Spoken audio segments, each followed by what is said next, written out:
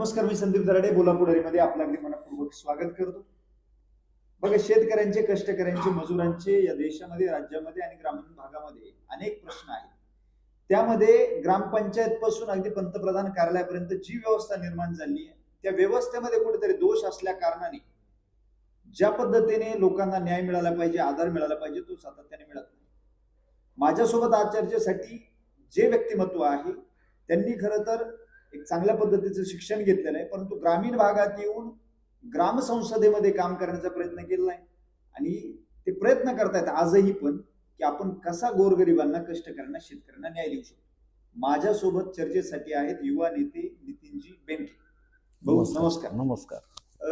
माझा पहिलाच प्रश्न आहे बोला की तुम्ही ग्राम संसदेत आज आहात, तुम्ही व्यवस्थेकडे बघताय. मागील 10-15 वर्ष झाले आम्ही तुमचा संघर्ष पाहतो, सातत्याने आक्रमकपणे बोलणं, विषय मांडणं.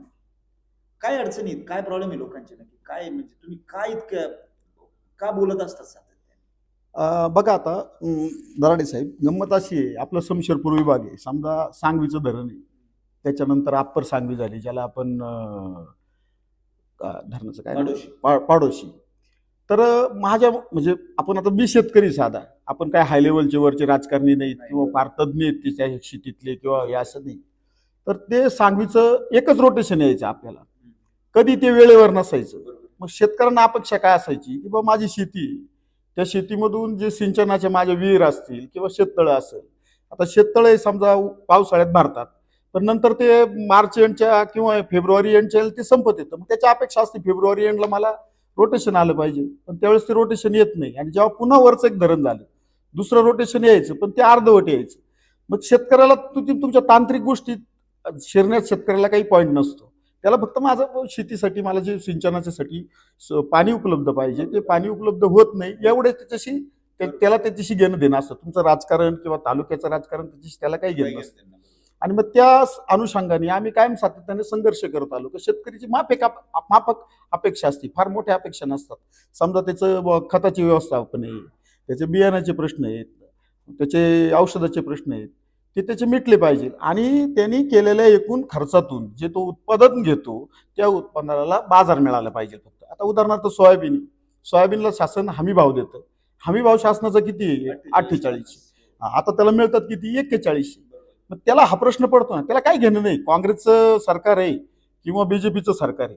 अपेक्षा त्याला असतात, पण जेव्हा त्याचा अपेक्षा भंग होतो तेव्हा तो विचारच करतो ना की जर मला 18 विश्व दारिद्र्यच माझ्या पदरी येणार असेल, मी फक्त शेतीमध्ये मरायचं, कष्ट करायचे, आणि माझ्या उत्पादनाला जर बाजार मिळत नसेल तर त्यांनी त्या प्रश्नांची उत्तर शोधायची कुठं? त्याचा परिवार आहे, समजा त्याची मुलं आहेत, त्या मुलांचे शिक्षण आहेत. आपण आता शिक्षण बघतो, किती महाग शिक्षण झालेलं आहे. चांगलं शिक्षण घ्यायचं असेल तर शेतकऱ्यांना भाव मिळत नाही, हे एकदम योग्य आहे. दुधाला भाव नाही, सोयाबीनला भाव नाही, कांद्याला हमी भाव नाही. आपला संघर्ष चालू आहे. जशी ऊसाला एफआरपी केंद्र शासनाने दिली, तशी इतर मालाला मिळावी, हे एकदम खरं. परंतु ग्रामीण भागात काम करत असताना पेसाचा कायदा आणला, पेसाचा निधी शासन देते तुम्हाला. 13वा, 14वा, 15वा वित्त आयोग आणले. या वित्त आयोगांच्या अंतर्गत पगारही काही वाढवले आणि शासन ग्रामपंचायत पातळीवर किंवा इतर पातळीवर मोठा प्रमाणात निधी टाकतो. कामं होत का नाही? आता निधी टाकते म्हणजे आता प्रश्न असा आहे, पुन्हा विकासापाशी येऊन अडकतं. आता रस्त्याचे समजा रस्ते हे इन्फ्रास्ट्रक्चरमध्ये येतात. रस्ते झाले म्हणजे विकास झालाच असं नाही, यापैकी मी मानणार आहे. विकास, सर्वांगीण विकास कशाला म्हणायला पाहिजे? जेव्हा तुमचे आरोग्याच्या सुविधा तुमच्या व्यवस्थित असतील. आता आरोग्याचे समजा आपण शमशेरपूरचं उदाहरण घेऊ, ग्रामीण रुग्णालय आज तिथं जवळजवळ 5 का 6 कोटीचं हॉस्पिटल बांधलेलं आहे, 30 का 35 बेड आहे. ऑक्सिजन प्लांट आपण कोरोनाच्या वेळेस लावलेला आहे, पण तो कार्यान्वित आजही नाहीये. एक्सरे मशीन आहे, ते एक्सरे मशीन पीटी पॅक जसं पडलेलं आहे, त्याच्या फळ्या सुद्धा उचकलेल्या नाही, का तर त्याला हँडल करणारा माणूस नाही. मग ह्या तालुक्याचे जे आमदार असतील, खासदार असतील, त्यांना तो प्रश्न पडला पाहिजे. त्याच्याबरोबर आम्हालाही पडतो, पण आम्हाला मर्यादा आहेत, आमच्या अधिकारांना मर्यादा आहेत. आम्ही त्या पद्धतीने म्हणजे तिथं जाऊन असं, ज्याला आपण दादागिरी नाही म्हणता येणार मी, पण अधिकारवाणीने आम्ही म्हणू शकत नाही. आणि म्हटलो तरी ते आमचं कितपत ऐकतील याची हे नाही, शाश्वती नाही. आरोग्य व्यवस्था योग्य नाही मिळत. आणखी कुठले प्रश्न आहेत? शिक्षणाचे प्रश्न आहेत. आता समजा आपल्या इथं 11वी 12वी पर्यंत आहे किंवा कॉलेज आहे, तर ते सायन्स बऱ्यापैकी नाहीये. पण जिथून इथून विद्यार्थी जेव्हा निघतो आणि तालुक्या लेवलला जातो किंवा जिल्हा लेवलला जातो, त्याला एखाद्या ठिकाणी ऍडमिशन घ्यायची तर आज लाखो रुपयाची फी आहे, जी फी त्याचे आई वडील फुलफिल करू शकत नाही, सगळ्यांचे करतीलच याची गॅरंटी नाही. मग इलेक्शनच्या वेळेस सरकार असेल किंवा मोठे मोठे पक्ष असतील, ज्या घोषणा करतात इलेक्शन झाल्यानंतर ते विसरून जातात. ते त्या गोष्टी कुठंतरी ह्या गोष्टी झाल्या पाहिजे. त्या शिक्षणाच्या बाबतीत त्या काही गोष्टी केल्या पाहिजे. आता ते कुणी करायच्या, तुम्ही तो मला प्रश्न विचारताय, मी तुम्हाला तुमच्याकडून अपेक्षा करतोय की कसं करायचं, काय करायचं. माझा एक असा प्रश्न माझ्या मनात पडतो की लोकांना अपेक्षित असणाऱ्या गोष्टी घडत का नाही? म्हणजे आता जसं काय समशेरपूरच गाव पकडा किंवा आढळराव विभाग पकडा, अकोले तालुक्यातला ग्रामीण भाग, लोकांना अपेक्षित काय आहे?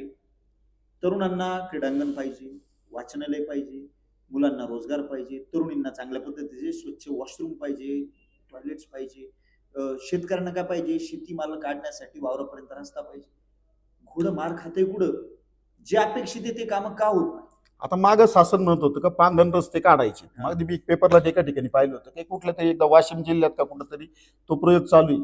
पण मग फक्त एका एका संपूर्ण महाराष्ट्रामध्ये एका जिल्ह्यापुरता तो प्रयोग न करता ऍट अ टाइम संपूर्ण जिल्ह्यात तो प्रयोग झाला पाहिजे.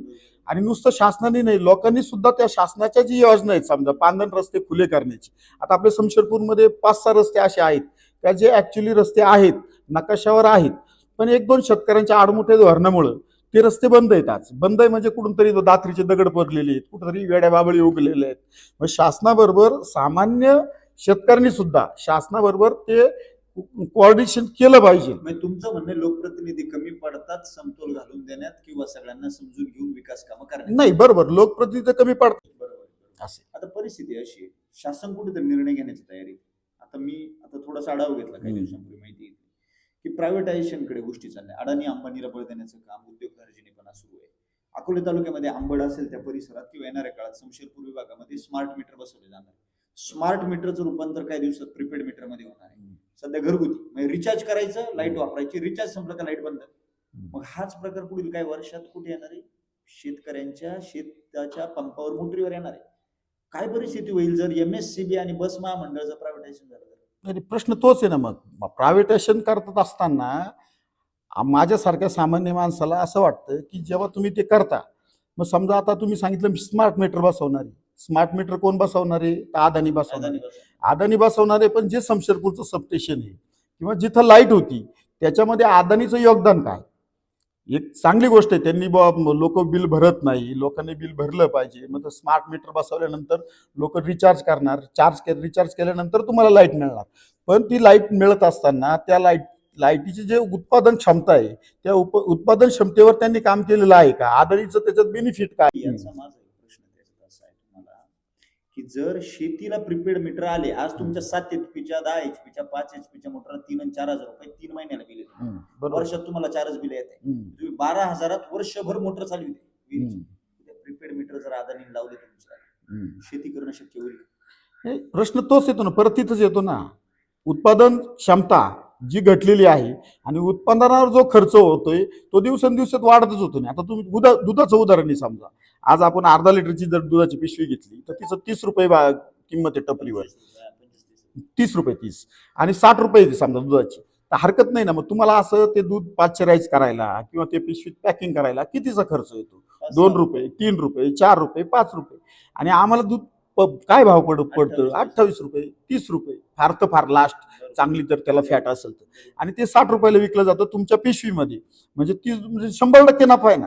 मग तुमचा तो 100% नफा, त्याच्यातला आम्ही जास्त मागतच नाही ना. आम्हाला 30-40% नफा नको का? म्हणजे राहुरी कृषी विद्यापीठाने सांगितलं 41 हो उत्पादन, आपली मागणी आहे दुधाला 40 रुपये हमी भाव मिळावा. म्हणजे त्या शेतकऱ्याला त्या दूध धान्यातून फक्त शेणच उरतं ना. जे शेण तो त्याच्या शेतात खत, फर्टिलायझर म्हणून त्याचा वापर करतो. याच्या पलीकडे तो काय करतो? आणि ते फर्टिलायझर वापर केल्यानंतर जे उत्पन्न येतं, जे उत्पादन येतं, निघतं त्याच्यातून, त्याला सुद्धा बाजार मिळतो का? हा पुन्हा तोच प्रश्न आहे ना. आज आता समजा खताचं तेच झालेलं आहे ना. जे खत 700-800 रुपयाला मिळत होतं ते आज 1400-1500 रुपयाला खताची गोणी. आणि आज शासन सांगते का अनुदान देते. तुम्ही सगळे आकडेवारी सांगता, आम्ही पेपरमध्ये वाचतो. सारोमत पेपर सकाळी घेतला, त्याच्यामध्ये दिसतं एवढं अनुदान देणार आहे. तुम्ही सगळं ती आकडेवारी सांगता एवढ्या कोटीत एवढ्या कोटीत, पण Actual शेतकरी मध्ये- ऍक्च्युअली जेव्हा कृषी सेवा केंद्रावर जातो तेव्हा त्याला खिशात हात घालून 1500-1600 रुपये द्यावेच लागतात. तुमच्या ते पेपरचे आकडे आहेत ते त्याला सगळे फसवे वाटतात ना, फसवे आहेत, बरोबर. सगळे फसवे वाटतात. माझा एक प्रश्न असा तुम्हाला आहे, ग्रामीण भागात गाव खेड्यामध्ये विकास न होण्याला जबाबदार कोण? पहिलं स्वतः नागरिक शेतकरी, दुसरे ग्रामपंचायत मध्ये बसलेले लोक, तिसरे जे गाव खेड्यांमध्ये पारंपरिक याची त्याची खेचण्याचं राजकारण आजपर्यंत करतायत ते, चौथा राज्य शासन.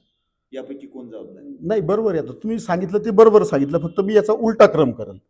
त्याचं कारण असं, समजा तुम्ही सुरुवातीला गावखेड्यातले नागरिक सांगितले, नंतर ग्रामपंचायतचं प्रशासन सांगितलं, नंतर राजकारणी सांगितले आणि वरचं प्रशासन सांगितलं. मी उलटा क्रम असा करेल की प्रशासन जेव्हा योजना देतं खाली, तेव्हा ते प्रशासन जी योजना करतं की तेव्हा त्यांचे मोठे मोठे टेक्निशियन असतात किंवा EC मध्ये बसून ते त्यांच्या पॉलिसीज ठरवतात. त्या पॉलिसीज ठरवत असताना त्यांनी फीडबॅक घेतला पाहिजे सामान्य जनतेतून खालून, किंवा एखादी योजना राबवायची, मग ती कशी राबवली पाहिजे, त्याचे ड्रॉबॅक काय आहेत, हे खालून त्यांनी विचारून वर वर एकदा त्याच्यावर सगळी नाही, चर्चा नाही, करून ते या केलं प्रश्न पाहिजे. असा आहे, निधी आत्ताच मी बोललो, निधी येतोय, निधी येणं ही अडचण नाहीये. ग्रामपंचायतच्या खात्यावर 70-75 लाख पडत आहे, ती अडचण नाहीये. प्रॉब्लेम इथे इम्प्लिमेंट प्रॉपर होत का नाही. तेच म्हणतो ना, मग मी इम्प्लिमेंट करत असताना तुम्ही योजना लादतात वरून आमच्यावर. आता उदाहरणार्थ जलजीवनचं आहे, हा, एक उत्तम उदाहरण आहे जलजीवनचं. Right. त्याच्यासारखं दुसरं उदाहरण नाही. आपल्या शमशेरपूरला 22 कोटीची आली, मुथाळण्याला वरती 10-15 कोटीची आली, शेजारच्या गावात आली.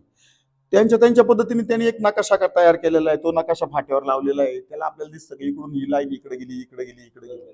पण अक्षरशः काही ठिकाणी खडक आहे, समजा मुथाळ्यासारखं गाव आहे, 2-2 फुटावर ती पाईप आहेत.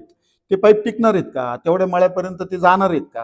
हा प्रश्न सामान्य माणसाला पडतोच ना. आता ते जे आहेत ते माणसं सांगतात थांबा योजना पूर्ण होऊ द्या, योजना सगळी होऊ द्या आणि मग सांगा. त्याच्यामध्ये दुसरा विषय असा आहे परत, का त्या बोर्डावरती जबाबदार व्यक्तींचं नाव लिहिलंय हे ग्रामस्थांना दिसते.